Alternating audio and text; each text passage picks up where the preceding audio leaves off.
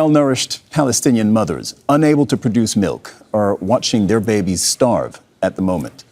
At least 85 children have died from malnutrition-related causes in Gaza as a result of Israel's war. With dire conditions on the ground largely unchanged as we speak, the number of cases is expected to continue rising each day. Tareq Azzoum reports from Nuseirat refugee camp in Gaza. In Gaza, children are no longer growing. They are shrinking, fading. Hunger has found its way into every corner of their bodies. At Al hospital, staff are struggling to keep the smallest survivors alive. Doctors say children are arriving with unmistakable signs of malnutrition. Abdominal bloating, swelling in the face and legs, and bones protruding through thinning skin. Medical teams are working around the clock, but therapeutic food and medicine are shrinking. We follow a standardized protocol for managing severe malnutrition cases at the stabilization center. Each case remains under close medical supervision until the child achieves full recovery. Mothers wait for hours, holding children too weak to cry. Some will need up to 16 weeks of treatment. Most won't get that chance. There's no food available for us as the crisis continues to worsen. I brought my son here after he developed medical complications. The doctors told me he's suffering from acute malnutrition. I used to breastfeed him, but it wasn't enough. I was receiving milk from UNRWA, but now that supply has run out. And it's not just children.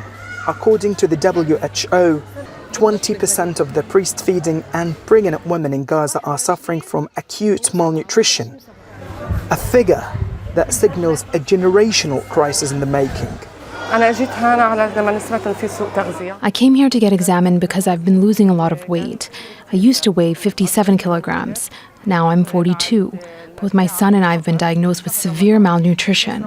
We barely have any food at home, and even when it's available, it's far too expensive for us to afford. Despite the growing international outrage, Israel denies there is famine in Gaza. Yet, it continues to impose severe restrictions on the entry of the critical medical and nutritional supplies, cutting off life-saving treatment for the most vulnerable. While thousands of aid trucks carrying life-saving supplies are still stuck at Gaza's borders, mothers continue to bring their children here to fight hunger. Each life in these rooms is barely hanging on because starvation is no longer a threat. It's now a reality. Tareq Azzoum, Jazeera, Nuseirat refugee camp, Palestine. Liz Allcock is the head of protection at Medical Aid for Palestinians. And Liz, you're joining us from Gaza City. Thank you for your time. You've been to Gaza, I know, multiple times. The starvation has, of course, only grown more acute. The UN saying that more than 120 people have died of malnutrition, most of them since March. What differences are you seeing this time relative to the previous times you were in Gaza? Good morning and thank you. The real difference that I notice is the scale of starvation, the number of people that you see walking around who are literally skin and bone, the number of humanitarian workers, healthcare workers who are fainting whilst they're trying to deliver essential services because of lack of food. Money really has no value here when there is nothing to buy. And the total blockade on Gaza has had a monumental and cumulative impact on people's health and well-being, to the point whereby everybody in the Gazan society, no matter who they are, is suffering from critical food shortages, with an estimated 25% of people now at risk of acute malnutrition. The biggest practical difference that I see is that every time I have moved around Gaza previous to this time, people notice me. I kind of stand out, and people will gesticulate signs to me of their situation. And for a very, very long time, people would make a cigarette sign saying that, that was the thing that they expected or wanted from me. This time, I've been here now 9 weeks. From the first time that I entered Gaza, people, they show me their ribs and they gesticulate hand to mouth for food. And this is everywhere that you go. It's throughout the entirety of the Gaza Strip. There's very little geographic difference, although it's slightly more acute here in Gaza City because of the population density, the lack of health facilities, and the fact that the blockade has had a more severe impact in the north over time than it has elsewhere. But it's absolutely devastating, and it's a barbaric indictment of the lack of adherence to its obligations on behalf of the occupying power. And Liz, you say that people show you their ribs. Now, we're also seeing, as you speak, footage of what malnutrition and starvation does to people and to bodies. The most vulnerable people, of course, are the young bodies, children, infants, under fives. And we saw that as well in our report by a correspondent just before speaking to you. What can be done for them at this point? Because my understanding from other nutrition experts is when you underfeed a young body for long enough, it's very hard to recover from that.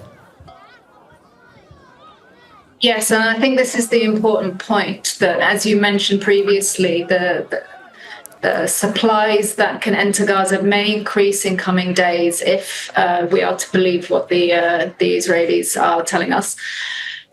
But we're going to have to play catch up, because the rate at which we may be able to bring in nutritional supplements and the required medication to treat these young infants is going to be outpaced at this point by the number of children who are going to die as a result of complications directly resulting from malnutrition. So we're in a game of catch up, and if we aren't able to scale up to the extent which we were able to during the ceasefire earlier this year, then we're in a real battle against time that we initially are not going to be able to win. You're in Gaza City, as we said. Can you describe to us what Palestinians do on a day-to-day basis to try and feed themselves and their families and their children? It's a daily struggle, and it's the primemost concern of everybody in Gaza, regardless of your employment status or your economic position. Trying to secure the one meal a day, if that.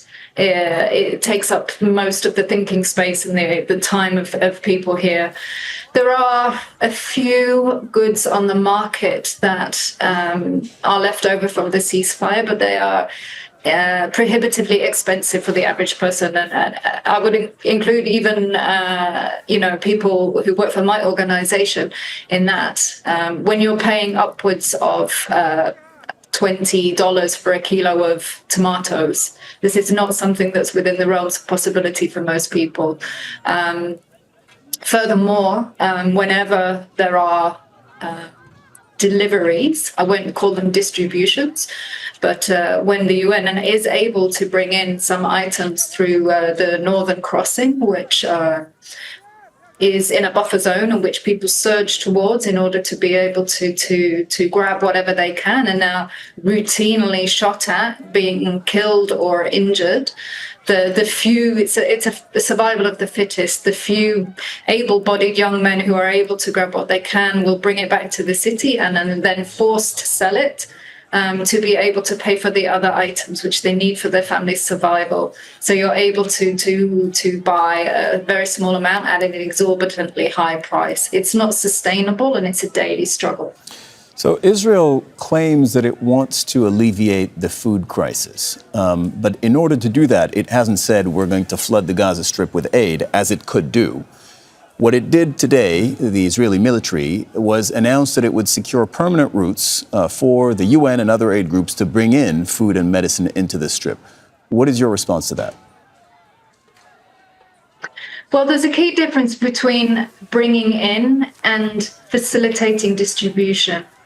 So we often see from the Israelis statements and visuals of food being dumped on the Gaza side of crossings, and then accusations that the UN and humanitarian agencies are just not doing their job. This is extremely erroneous information, because in order to be able to pick up that aid and distribute it, you have to have the green light from the Israelis, and they do not grant this in a way in which it makes it safe and feasible to be able to do it.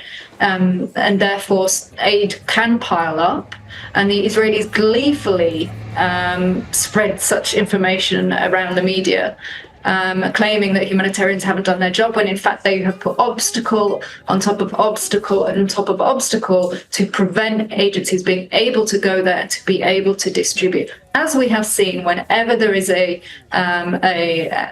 convoy carrying any food items, they are routinely bombarded by Israeli gunfire, as people who are starving and desperate try and approach these areas to get food. We need assurance that it is safe to be able to collect and to distribute in a way that is meaningful, which means at household level, in safety and with dignity. Liz Allcock from the Medical Aid for Palestinians group, thank you very much for joining us on the Al Jazeera News Hour. Thank you. Make sure to subscribe to our channel to get the latest news from Al Jazeera.